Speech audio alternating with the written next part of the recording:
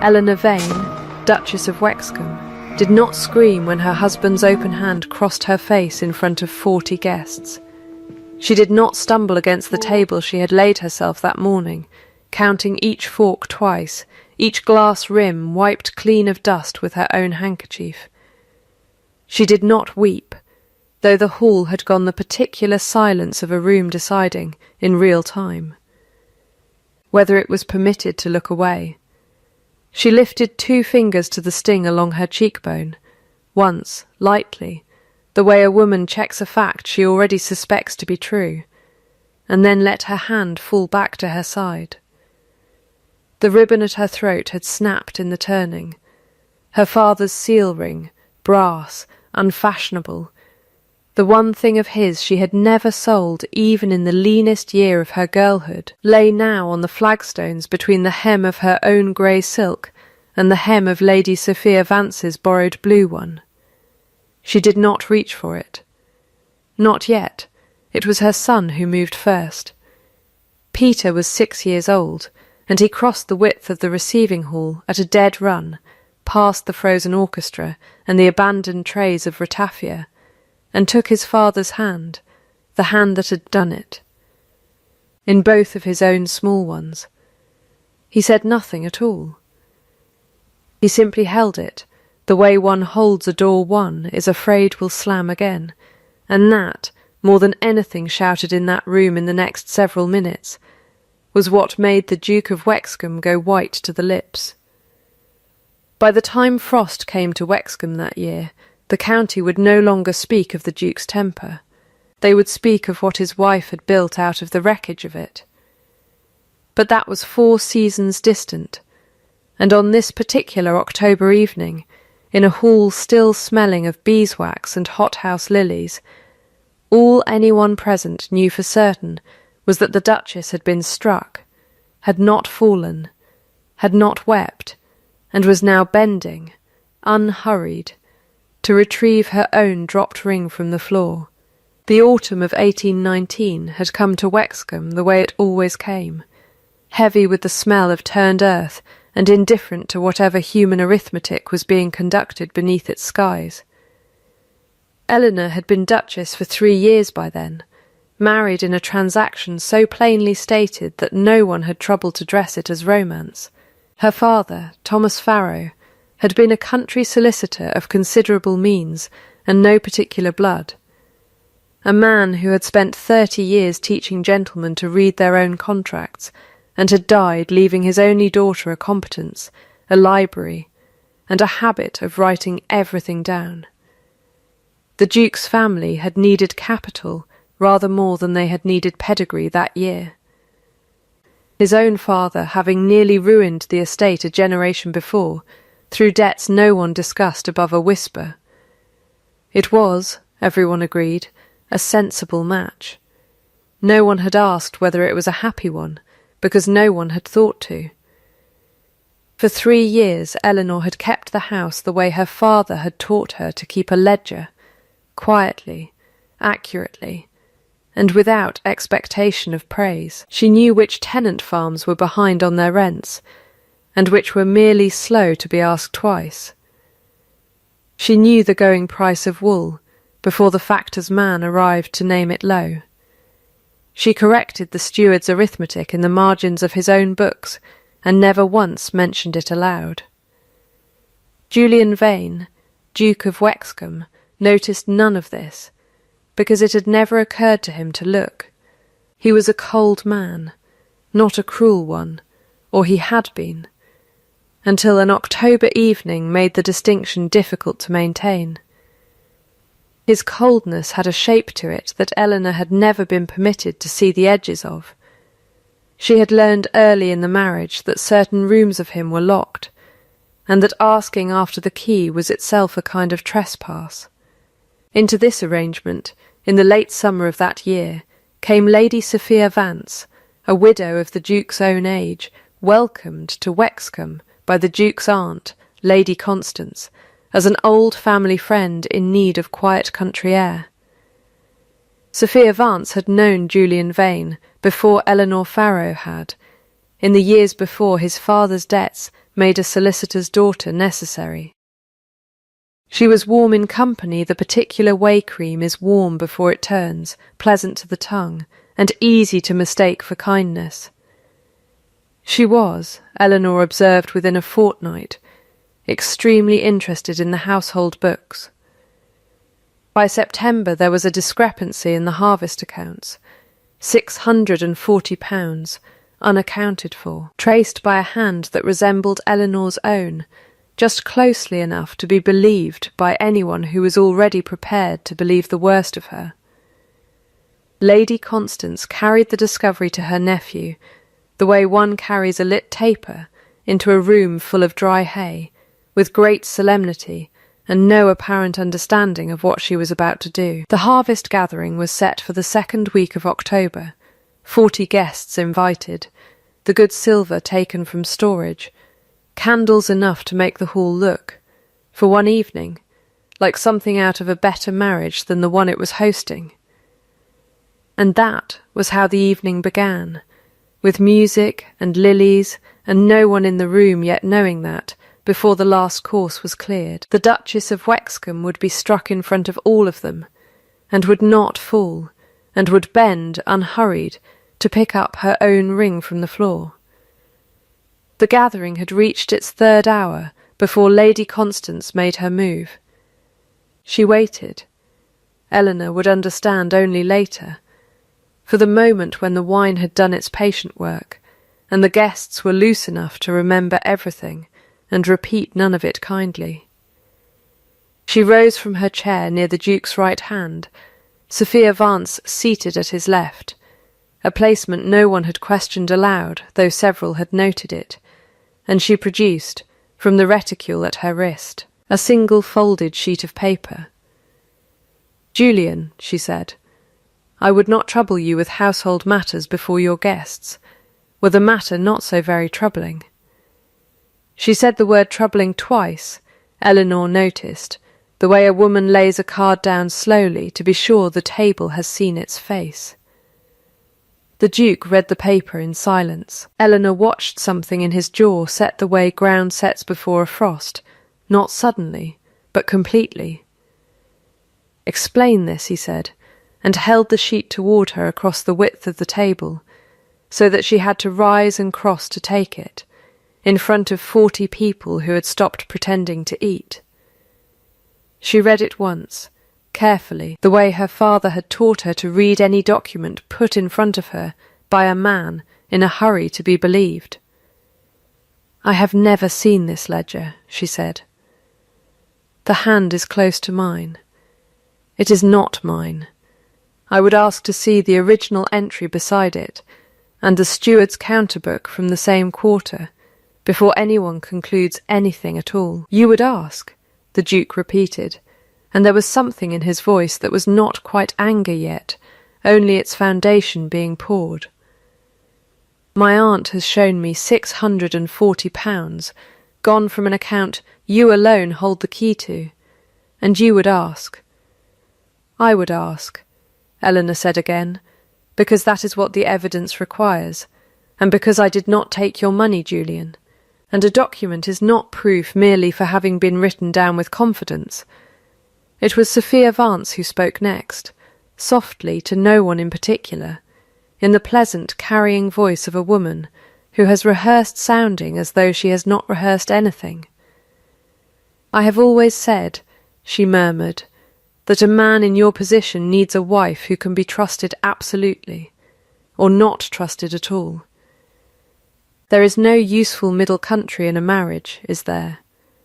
I did not marry her to love her," the Duke said, not shouting it, which was somehow worse, saying it the flat way a man reads a bill of sale aloud to a room he has forgotten is listening. "I married her to manage my house.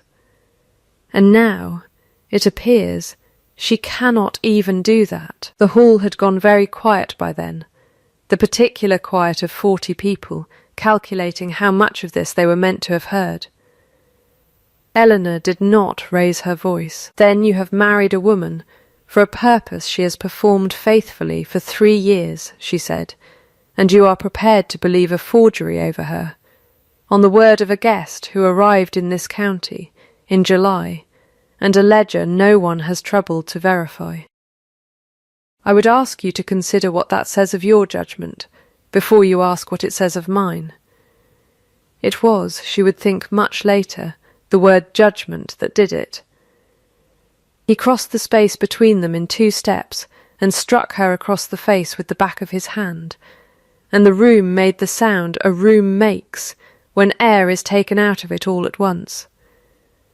She did not scream. She did not stumble against the table she had laid herself.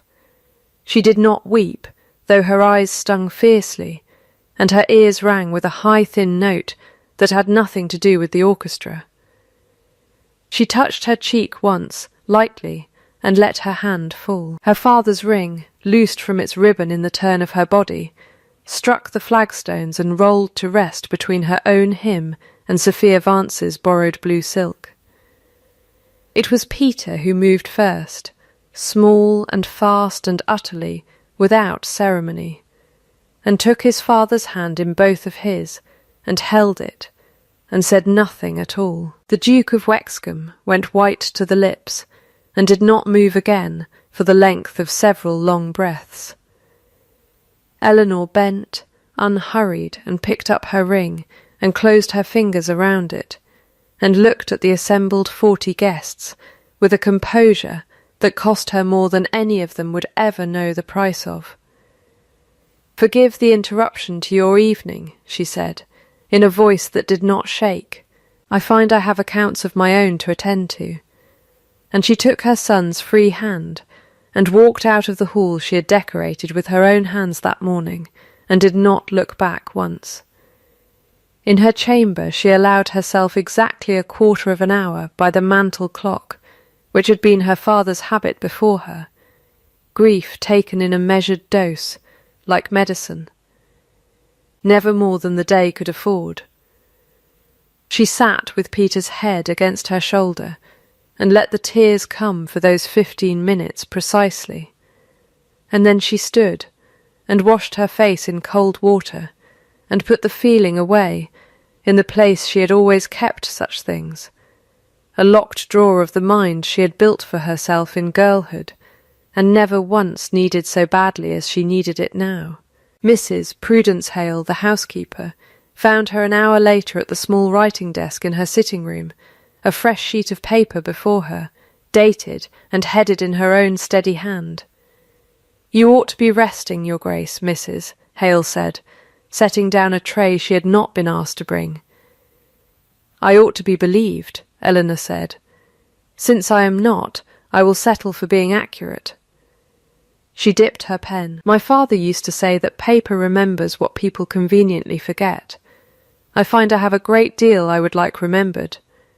Mrs. Hale, who had served 3 duchesses and buried a husband, and never once in 40 years raised her voice above a certain register, looked at the ledger page taking shape under the Duchess's hand, and said only, "Then, I expect, you'd best begin, Your Grace." It was, from her, the equivalent of a standing ovation. Eleanor began. The first entry was the date, the hour, and a plain description of what had occurred, written the way her father had taught her to write anything that might one day need to stand up in a room full of people inclined to doubt her. It was, she thought, laying down her pen at last near midnight, the very first page of a wholly different account than the one that had been read aloud against her that evening. The weeks that followed asked nothing of the Duke's household so gently as a flooded corn store did. The November rains came early and hard that year, and the low granary at Marrow's Bottom took water through a roof no one had thought urgent enough to mend, threatening 400 bushels the estate could not afford to lose. The steward, Miss Wallace, a heavy, careful man who had served the Wexcombe estate for 11 years and trusted very little that had not been tested twice, came to Eleanor because the Duke had shut himself in his study and would see no one, and because, Wallace admitted afterward, He had simply run out of other people to ask.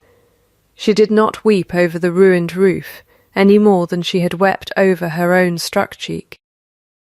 She asked for the granary's dimensions, the price the estate had paid for its last repair, and the going rate for thatch and timber that season, and by the light of a single candle she reworked Wallace's figures twice, and found him a saving of £11 by sending to the mill town rather than the nearer, costlier tradesman he had always used out of habit rather than economy. She arranged for the grain to be moved to the tithe barn within 2 days, at a labour cost lower than Wallace's own estimate, because she thought to offer the tenant boys a fair day's wage rather than the customary shortchange, and found them consequently willing to work through a Sunday. "I confess, Your Grace," Wallace said, some days later, watching the new thatch go up dry and tight against a sky that had finally cleared, "I did not think a lady bred to town accounts would know a granary roof from a hayrick." "My father was a solicitor, Missa, Wallace, not a lady of fashion," Eleanor said. "He taught me that a number is a number whether it concerns a rent roll or a roof, and that the man who tells you differently is usually hoping you won't check his arithmetic." Wallace did not smile, being a man who rarely did, but something in the set of his shoulders eased, the way a door eases when a swollen frame finally gives. He did not doubt her again, in word or in the small daily deference of a man who has decided where his trust is properly owed. Word of the granary travelled the way water moves downhill, without needing to be pushed.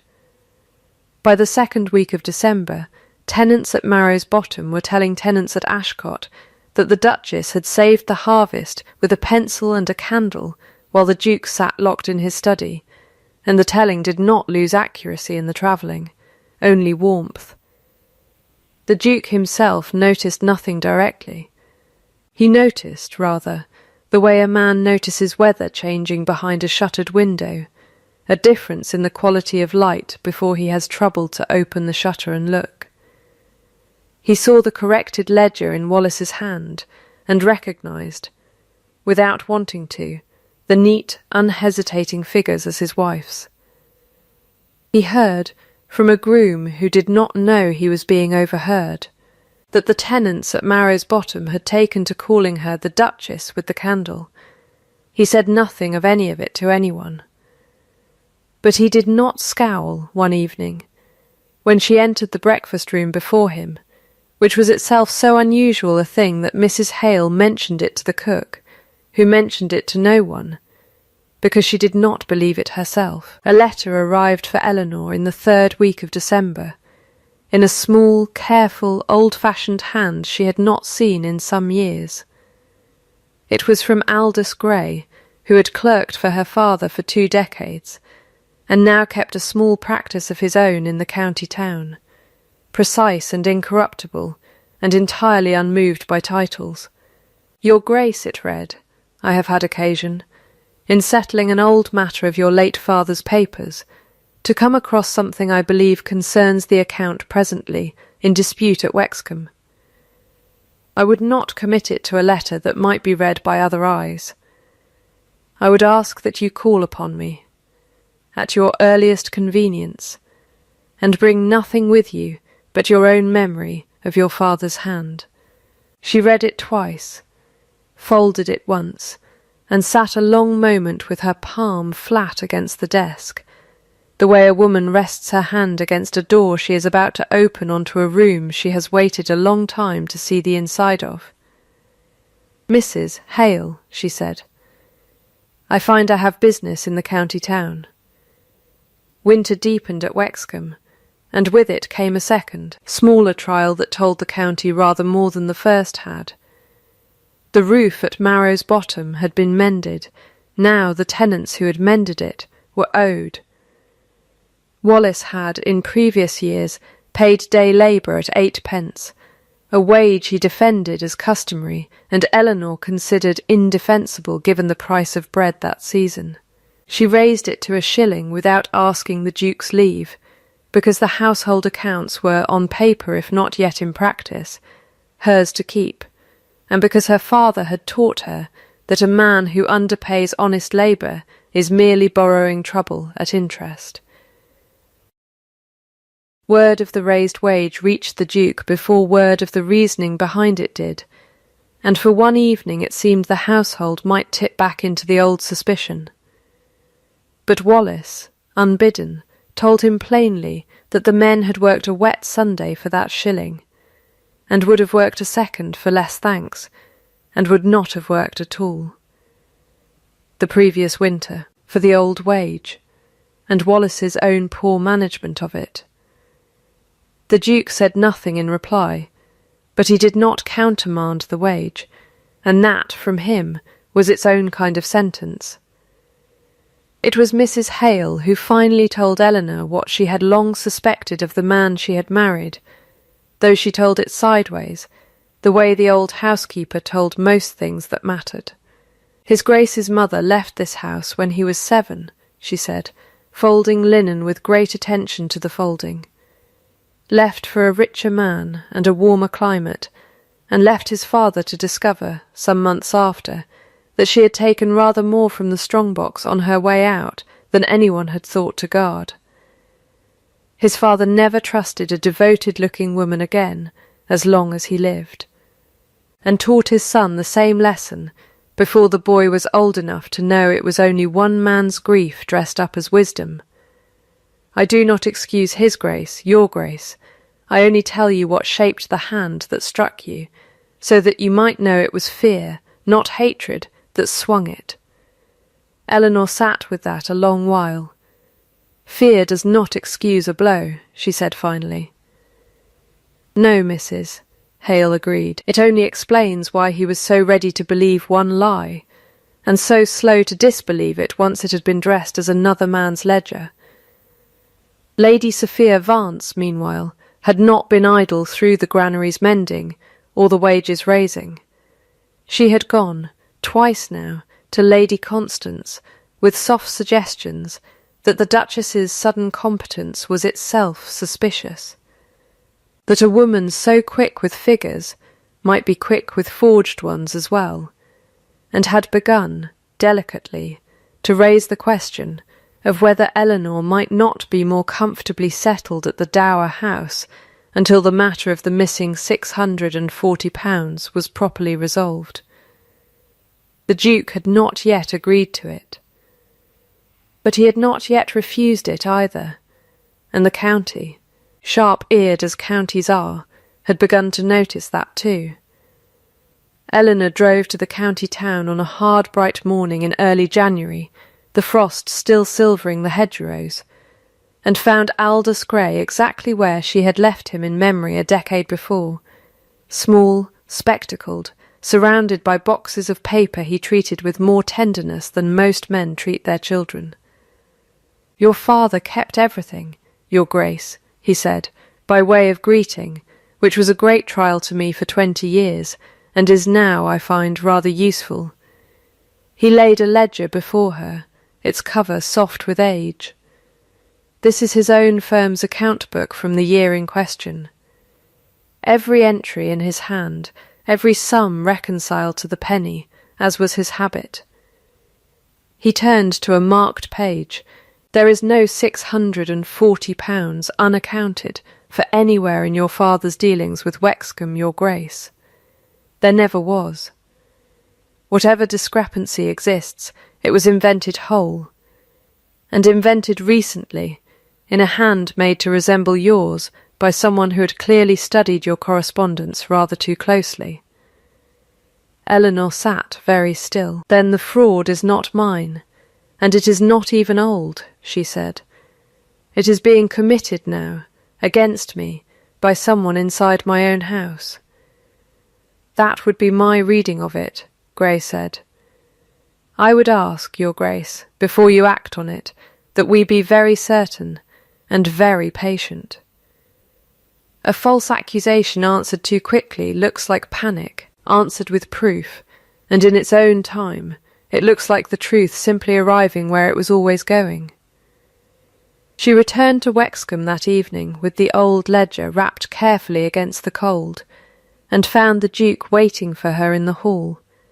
Not by chance, she understood at once, but by design, having clearly waited some hours for it. "I have had your father's ring restrung," he said without preamble, and held it out to her on a fine new silver chain, the ribbon that had snapped in October, replaced with something meant to last. The ribbon broke when it fell. "I did not think you should have to mend it yourself. On top of everything else I have made you mend." She did not take it at once. "That is not an apology, Julian." "No," he agreed. "I do not think I have yet earned the right to give you one you would believe. I thought I would begin somewhere smaller." He held the ring a moment longer. "Show me," she said finally, taking it, closing her hand around the familiar weight of her father's brass. "Not tonight, and not with words. Show me over time, in ordinary days, and I will tell you when I believe it." He did not argue the terms. He only nodded, the way a man nods at a contract he has read and understood to be fair, and let her pass. The proof, once the assembling of it began in earnest, came the way her father had always told her proof comes, not in a single blinding document, but in a slow accumulation of small, dull, unimpeachable facts.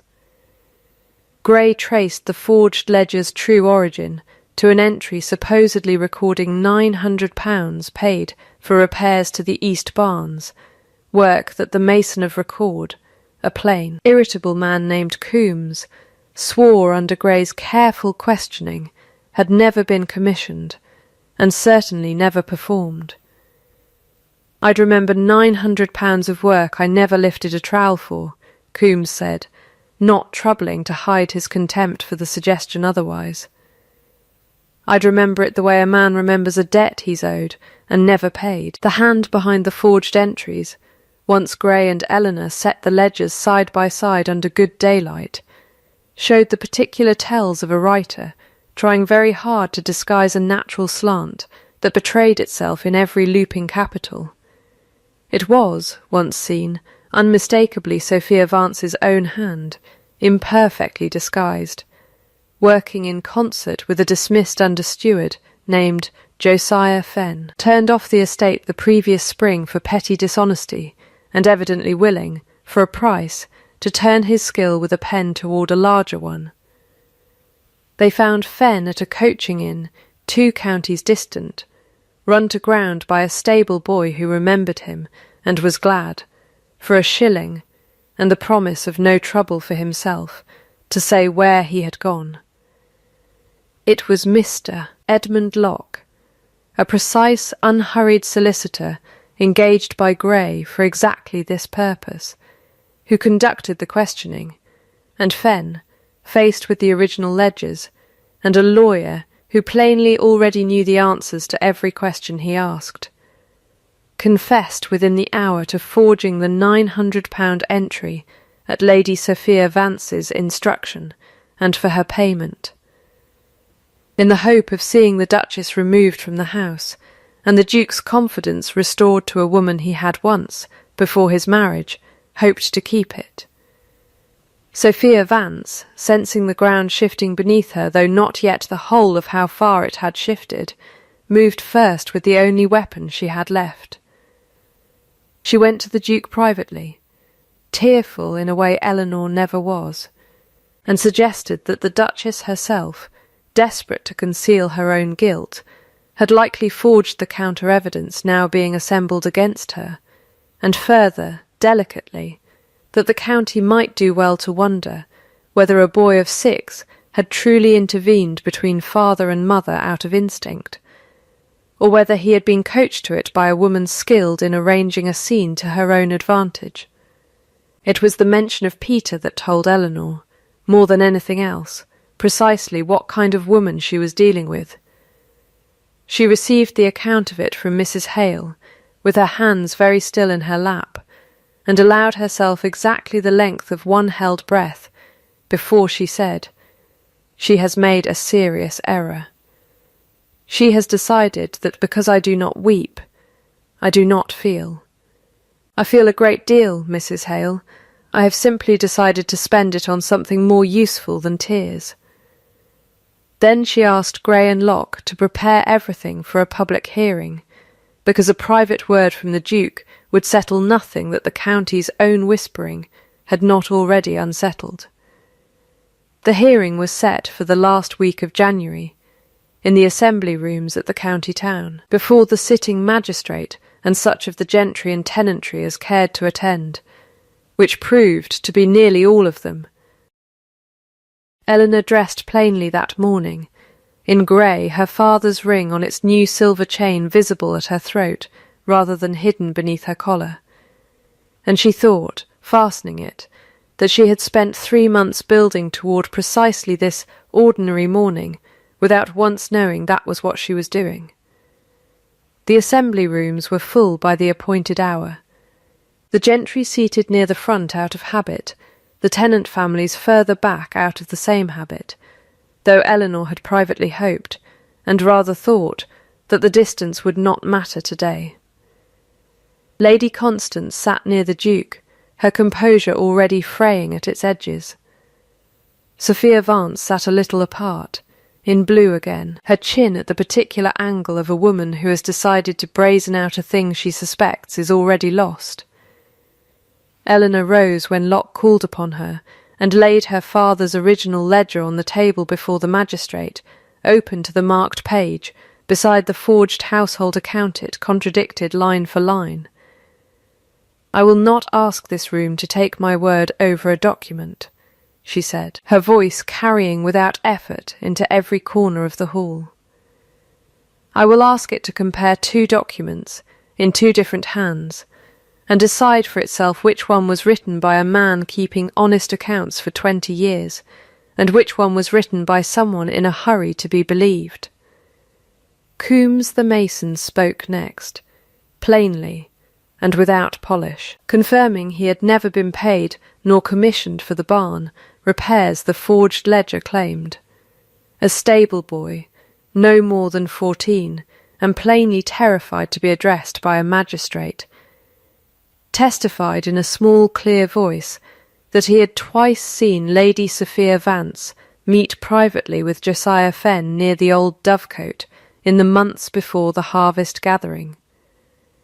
Exchanges he had thought nothing of at the time, and had mentioned to no one until Mrs. Hale asked him gently whether he had seen anything at all out of the ordinary. Fenn's own signed confession, taken by Locke, and witnessed by 2 men of standing, was read into the record in a flat, unhurried voice that made its contents somehow more damning than any amount of drama could have. The room's turning was audible before it was visible, a low current of murmuring that moved from the back benches forward, from the tenants who had known all along which account of the Duchess to believe, toward the gentry who had been rather slower to decide. Lady Constance's face had gone the colour of old linen. Sophia Vance's composure, which had survived every previous blow, finally cracked at the reading of Fenn's confession, some fixed and burning thing behind her eyes simply going out, the way a candle goes out not with a flare, but with a small final surrender of smoke. The magistrate turned to Eleanor. "Your Grace would be within your rights to see this matter prosecuted to its fullest extent. Forgery is no small charge, and the sum in question no small sum." Eleanor considered this a long moment, aware of the whole room watching to see what shape her power would take now that it had been proven. "I have no wish to see anyone in this room destroyed," she said finally. "I wish to see the truth acknowledged, the money restored, and the matter closed without further cost to people who have already paid a great deal in reputation for their part in it, willing or otherwise. I would ask that Lady Sophia Vance make full restitution of the sum taken, and that she remove herself from this county within the month, and that the matter end there without further proceedings, provided she troubles this family no further." She paused, I could ask for more. I find I do not want it. It was mercy, and the whole room understood it as such precisely because it was dispensed from a position that could have demanded far worse, and because its cost, repayment, exile, the permanent forfeiture of standing, was named aloud rather than left to seem like weakness dressed as kindness. The Duke rose then, for the first time in the entire proceeding, and said, in a voice that reached every corner of the hall without being raised, "I owe my wife an accounting I have not yet given her, and I intend to give it, though not in this room. I will say here only that I was wrong, publicly and completely, and that the fault for the harm done to her rests with no one in this hearing but myself, for believing what was easiest to believe rather than what the evidence required. It was not the whole of what needed saying. But it was. Everyone in that room understood. The first true thing he had said aloud regarding his marriage in longer than anyone could remember. He came to her that evening in the small sitting room where she had once written the first page of her own account, and found her at the same desk, though the ledger before her now was nearly full. "I owe you an explanation," he said, "and I understand it is not the same thing as an apology, and that you will want both, and that I have no right to expect you to accept either." "I do want both," she said. "Go on." He told her then the whole of it, standing rather than sitting, as though the story required him to be on his feet to bear its weight. His mother had left when he was 7, taking with her a sum from his father's strong-box, large enough to nearly finish the ruin his father's own poor management had begun.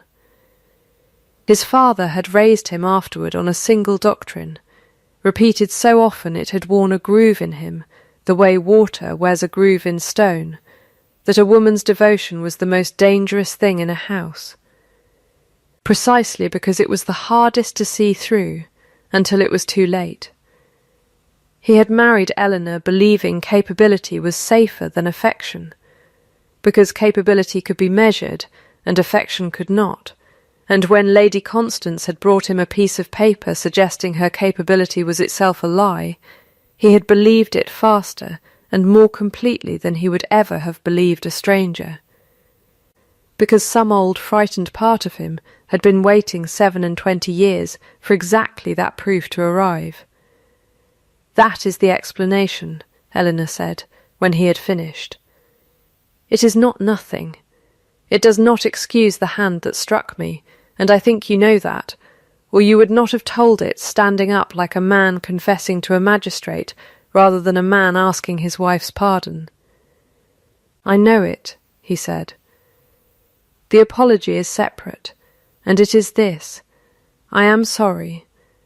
Not sorry that it looks badly for me, which I understand is a different thing entirely, but sorry that I raised my hand to you in a room full of people who will remember it the rest of their lives, sorry that I believed a stranger's paper over 3 years of your own conduct, and sorry that it took my son's hand in mine to stop me, when it ought never to have needed stopping at all." She sat with that a moment, her hand resting on the ring at her throat. "Then here are my terms, since you have given me both things I asked for," she said. And she counted them the way her father had taught her to count anything of consequence, aloud, and in order. "The household ledgers and the tenant wages are mine to keep, formally and permanently, not by your sufferance but by settlement, in writing, witnessed by Mr. Locke. You will hear me before you act on any accusation brought against me, by anyone, ever again. You will not take your aunt's counsel over mine in any matter touching this house without my being present to answer it, and Peter will grow up knowing the whole of this, not to carry it as a wound, but so that he never mistakes silence for peace, in this house or any other." "All right," the Duke said. "All right, then," Eleanor said, and something in the room eased, the way a door eases when a swollen frame finally gives. Lady Constance came 2 days later, alone, and stood in the doorway of the sitting-room a long moment before she could bring herself to speak. I believed what was easiest to believe, because you came from trade rather than blood, and I had decided long before any ledger was forged that a solicitor's daughter could not truly belong here, she said. That is not an excuse. It is only, I think, the truth of it, which you have taught this family to value rather more than we used to. Eleanor did not tell her the apology mended everything. She only said, "Thank you for saying it plainly," which was, from her, exactly as much forgiveness as had yet been earned. And no more. Winter thinned towards spring at Wexcombe, and the proof of what had changed arrived not in any single dramatic gesture, but in the accumulation of very small ones, each meaning nothing alone and everything together.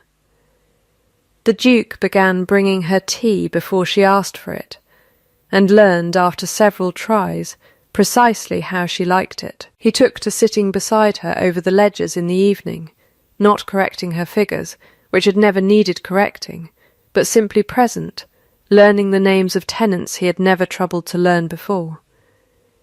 He said once, discussing a boundary dispute with a farmer near Ashcott, "I reckon we ought to hear his side of it first." And Eleanor, hearing the plain country phrase sit so unnaturally and so sincerely in her husband's mouth, understood it for the small, real thing it was.